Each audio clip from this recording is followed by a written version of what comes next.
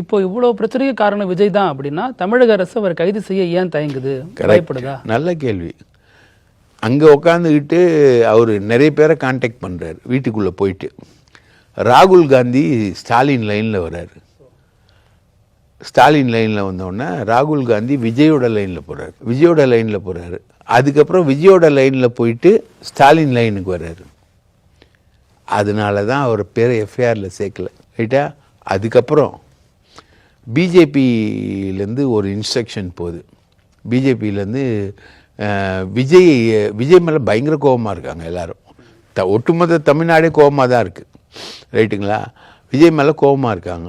விஜய் மேலே கோபத்தை நம்ம காட்ட வேணாம். விஜய் ஃப்யூச்சரில் நமக்கு பயன்படுவார். அதனால் விஜய் மேலே கோபத்தை காட்ட வேணாம் அப்படின்னு இன்ஸ்ட்ரக்ஷன் ஆர்எஸ்எஸ்லேருந்து குருமூர்த்திக்கு போய் குருமூர்த்தி பேசுகிறார். அதனால தான் சிபிஐ விசாரணை வேணும்னு வர்றாரு. அதுக்குள்ளே இவ்வளோ நடக்குது. அதனால தான் சிபிஐ விசாரணை வேணும்னு. எப்படி ராகுலை வச்சு எஃப்ஐஆரில் பேரை வராமல் ஸ்டேட் கவர்மெண்ட்டை தவிர்க்கிறது. இதெல்லாம் தெரியுதுல்ல. ஓ, அந்த மக்களுக்கு ஒரு ஆறுதல் சொல்ல வேண்டியதானையா? ஒரே ஒரு ட்வீட்டு ஆறுதலாக, ஒரே ஒரு ட்வீட்டு. கொஞ்சம் அந்த திருச்சி ஏர்போர்ட்டில் கண் கலங்கி, உண்மையிலே நீ கலைஞன்றவன் உணர்ச்சி வசப்பட்டவன் தான் சார். அது மன்சூர் அலிகான் மாதிரி ஆள், பாரதி ராஜா மாதிரி ஆள், இளையராஜா மாதிரி ஆள், மேடையிலேயே பேசின இளையராஜாவும் ரஜினிகாந்தும் அது அவங்க என்னென்ன பேசினாங்க அதெல்லாம் உணர்ச்சி வசப்பட்டு வரக்கூடிய விஷயங்கள்.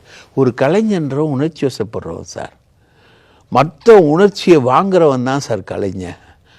எம்ஜிஆர் மிக சிறந்த மனிதாபிமானியாக நிறைய உணர்ச்சிகளை அவர் வாங்கிறது தான் அவருடைய வெற்றிக்கு காரணமாக இருந்தது.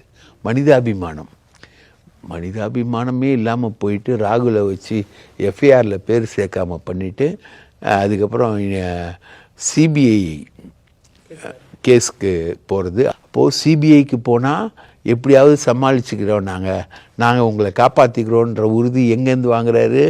அண்ணன் பிஜேபி கிட்டேருந்து வாங்குறாரு. அப்படியே வாங்க எடப்பாடி டோட்டலாக விஜய் அட்டாக் பண்ணால், விஜய் கைது செய்யப்படணும்னு எடப்பாடி சொல்லியிருந்தானா திமுக அதிமுக ரெண்டும் சேர்ந்து அந்த கோஷத்தை வச்சா மாறிடும். விஜய் எதிர்கால அரசியலுக்கு தேவை. இனி தனியாக விஜய் ரேலி நடத்த முடியாது. எங்கே போனாலும் பிரச்சனைக்குள்ளே மாட்டுவார். அவர் அதிமுக பாஜக பேனரில் வந்தால் தான் ரேலிக்குள்ளே வர முடியும். அப்படின்றதுனால எடப்பாடி இவர் அட்டாக் பண்ணாமல் தவிர்க்கிறாரு. அனுப்பி விஜய்க்கு அட்வொகேட்டாகவே பேச வைக்கிறாங்க.